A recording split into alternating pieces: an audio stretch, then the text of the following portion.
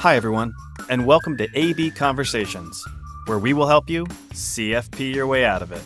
A podcast where you get into the minds of a couple certified financial planners on how we think and feel about everyday financial planning questions and what should really matter most to you. A healthier financial life starts now. Good morning, Adam. Hey, how are you? Excellent. How are you today? Fantastic. I know we're going to dive into such a riveting topic that I'm just so amped up. I would really appreciate if you would tell the listening audience what we're going to talk about today. So we just did release one recently on all kind of the ins and outs on inherited retirement account required minimum distributions. And that's a very specific subset of retirement planning rules. So now we'll dive into the broader, for anybody that has a pre-tax retirement account, think traditional IRA, 401k, 403b, accounts like that.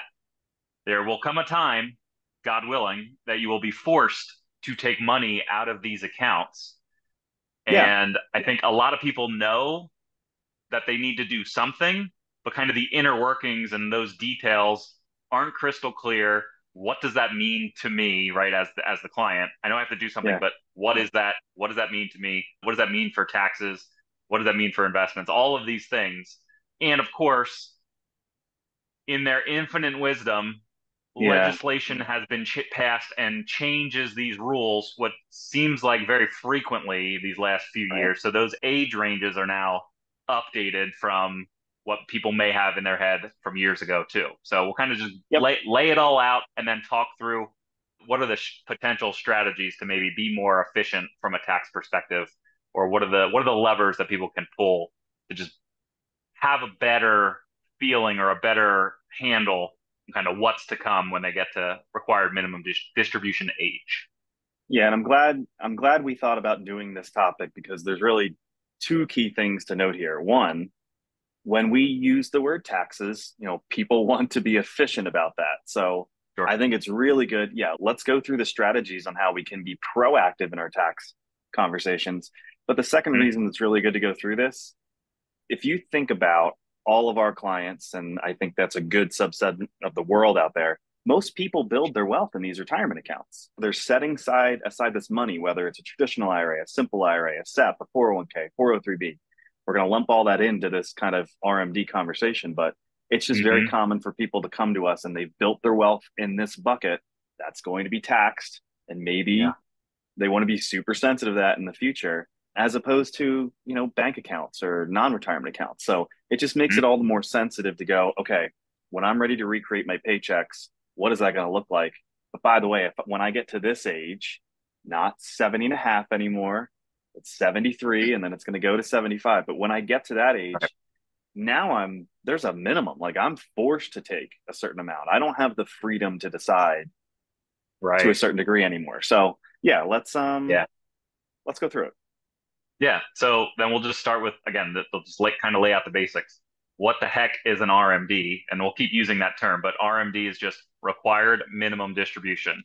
So the IRS, the government, is essentially saying, you've delayed taxation on this pool of money up until this point, and now it's time to pay some tax revenue. So we're going to tell you need to take out at least a portion. And just to give people the context, typically that first year RMD, it's around 4%. It's a little bit less, and those actuarial tables will probably change in the future. But as of right now, it's basically 4%. So if you had $100,000 in a retirement account, the IRS is saying you need to take out $4,000 this year and pay taxes on that money. So it is forced. You really don't have too much of an option at that point. Once you hit that age and you have money in a retirement account, they're going to tell you what you need to take out and when. Yeah, all but the Roth IRA. Yes. That doesn't have that RMD. The key rule to follow here too is know that December 31st is a trigger date here, right? You have to take it in a given year by December 31st. But then December 31st is also the date which is going to calculate, right? Take that balance. That's going to calculate the next year's RMD.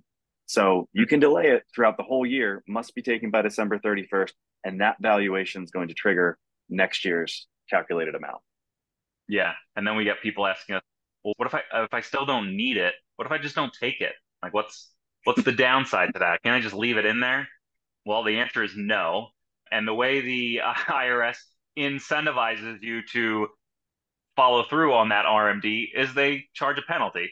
It used to be 50% of your Yeah. RMD amount. Ouch. So in my scenario, if it was $4,000 of your RMD, they would say, "Hey, great news, you got to take out 4,000, and you're going to send us 2,000 of that as your penalty for missing it by that December 31st deadline." That has been updated along with the age ranges now, or the start dates where you need to take RMDs. They call it an excise tax, but it's now a 25% penalty. But here's the good news: if anybody has ever missed their RMD, there is a very simple process. Number one, you need to make sure you take it as soon as you recognize that you haven't done it.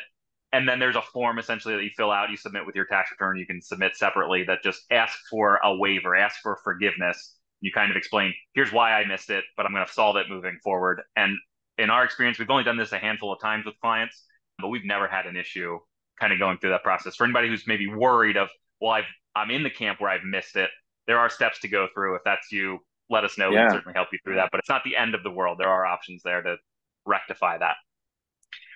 Well, I think part of the reason that may happen, it's not uncommon for people to accumulate different accounts over different periods of time in their working career, right? It used to Mm. be that you go to the bank and all right, I'm going to put this $4,000 in for this year's traditional IRA and it's going into a CD. And before you know it, you've done that for 10 years. You got 10 different accounts, let alone different employers, right? You can accumulate a Oh, lot.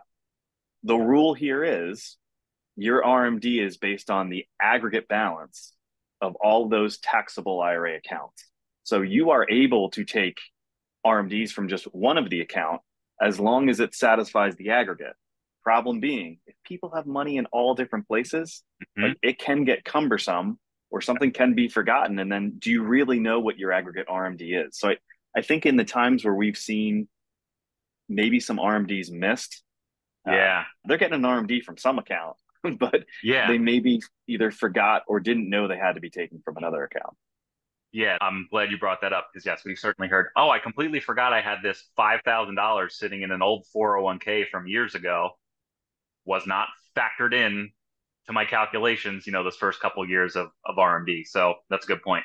Let's dive into what can people do to either mitigate the taxes or just maybe think more tax efficiently? Like, what are those steps?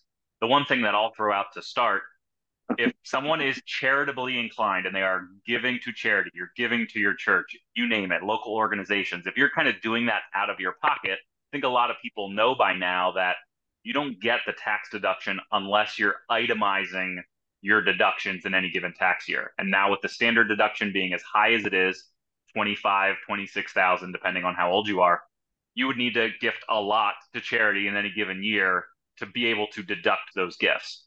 Well, here's a way, they call it a qualified charitable distribution from your IRA, where you can send money directly from your retirement account to a charity. And had that money come to you directly and then you gifted it to the charity, you're going to pay taxes on that withdrawal from your retirement account.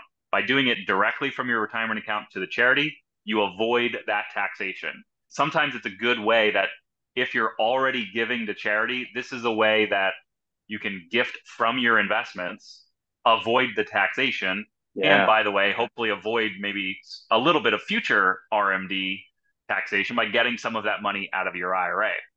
It used to be tied to the RMD age of when you could do this QCD, this qualified charitable distribution. So it used to be age 70 and a half for RMDs. Well, now as RMD ages have risen, 72, 73, and to your point, in 2020, 2033, it's going to be age 75, you can still do a QCD at age 70 and a half, Right. even if Yeah. your new RMD age is 73. So there is a window of time here where you could still take advantage of this, even if you are not yet required to take money out of that retirement account. Oof. Well It's a lot. explained. That was a lot. This is good. As I'm, thinking too about strategies, I guess it does really depend. And maybe I should have said this earlier. This is a minimum requirement. People certainly early in retirement, right? Like I said, if you've built your wealth, you're more than likely relying on these accounts for income in retirement to supplement Social Security or a pension or maybe, other rental income. however you're recreating your paychecks. So a Hmm. lot of these strategies we're going to talk about are maybe if I don't really want to be taking that, right? If that Yeah. minimum amount is more than I would want to be taking, gifting, it's not a bad idea. As we prep for RMD age, if we're not really wanting to take a lot of that money out, if we don't need that, then what Yeah. we could encourage is a Roth conversion, right? Where there's an opportunity to take some out, pay some taxes, but immediately convert that, move that into that Roth IRA bucket where you're not forced to take RMDs later in Hmm. life on that money. And by the way, all that money is supposed to grow tax free, right? So it should never be taxed again if you follow all those rules. So if you're in that spot where you don't really need the income, great position to be in, but don't just sit on your hands and wait for RMD age. Let's consider those Roth conversions and see if there's an opportunity to control your tax bracket a little bit and move some money over there. To your point of maybe I don't need this, but I know I'm going to be forced to do something with this at some point. So what can I do in the Right. meantime? That's a perfect example where we've seen it. There's this window of time. Say somebody retires at 65, but RMDs don't kick in until 73. They may be perfectly fine living off of some fixed income, rental income, whatever, investment income, Sure. Yeah. maybe smaller withdrawals from retirement accounts. There's this window of time before you're forced at age 73 or beyond to take money out that I'm going to spread out some of these taxes. I'm going to purposefully take withdrawals or do these conversions sooner than later, just so that I'm not just kicking the can down the road until RMDH kicks in. And now my hands are tied. Whatever that RMD is, then at that point, you have to follow it. You have to take it out. So if not a Roth conversion, sometimes the strategy is just I'm going to take some withdrawals, pay the taxes at today's rates. Again, we don't know where tax rates are going in the future. So that's another variable in this thought Yeah. process. And if I don't need it and I'm not going to convert it to a Roth, I can just reinvest it in a non-retirement account. It can still continue to grow and compound over time, just not Yeah. with as much tax benefit as a Roth IRA would, but certainly more tax efficient than just leaving it in the retirement account fully at that point either. Yeah. I'm almost, as you're saying, and I'm picturing like you've got this balloon and it's, your Mm, tax balloon and it continues to inflate. Like, and you don't want that thing to pop. So it's okay, just let some little bit trickle out of there and kind of just feel like you're keeping it manageable for later in right, life. So right. these are very proactive strategies, both in both of those situations. It's good to just mock up a tax return, right? Work with your Yeah. tax professional. We've even got some software to do it. Not that Mhm. it's ironclad, but I think if we make reasonable assumptions on income and what you had as income the prior year, let's map out if we converted or if we took this money out, are we still in a comfortable tax bracket? And I think having that information gives you the power to then say, yeah, of course, why wouldn't I start to spread this out and not, just allow that tax balloon, hopefully not to pop Yeah. much later in life. We've certainly seen it, right? People who have saved into retirement plans, employer plans over time, somebody could reasonably have $1 million or more, where that percentage becomes much greater, right? On $1 million, now you're talking $40,000 of forced income that's going to be taxable. And yes, if you're getting compounding growth in the meantime, that $1 million, of course, can continue to grow. Those RMD numbers continue to get higher. And that's where maybe I'm just illustrating this to drive home the point that it can quickly become a bit of that tax balloon.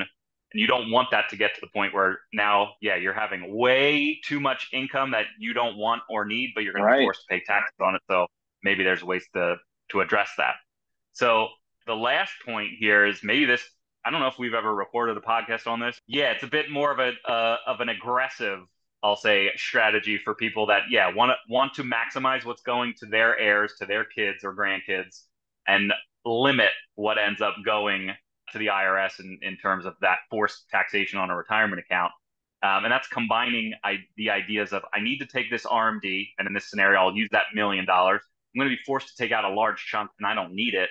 What can I do? And sometimes we combine that thought with estate planning for that next generation for clients.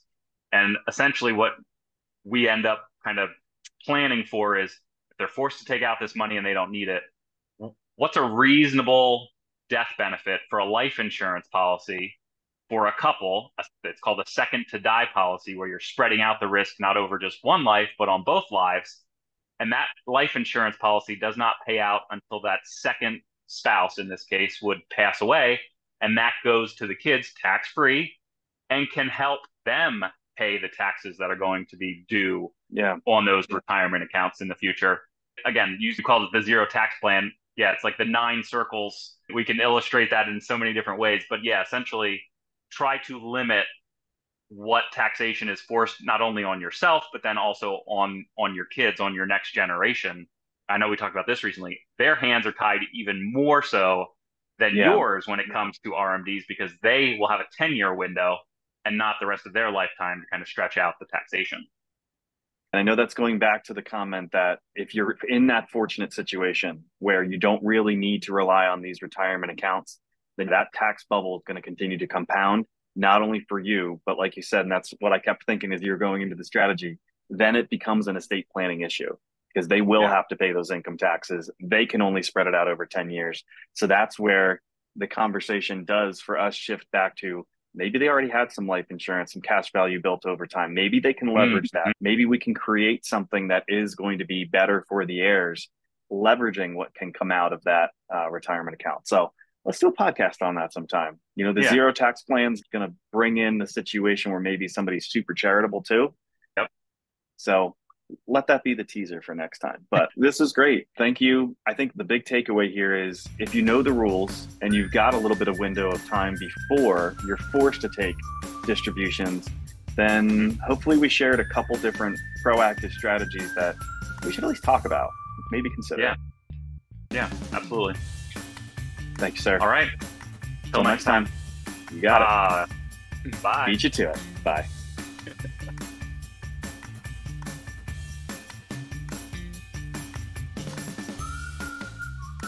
Hey everyone, Adam and I really appreciate you tuning in. Please note that the opinions we voiced in the show are for general information only and are not intended to provide specific recommendations for any individual. To determine which strategies or investments may be most appropriate for you, consult with your attorney, your accountant, and financial advisor or tax advisor prior to making any decisions or investing. Thanks for listening.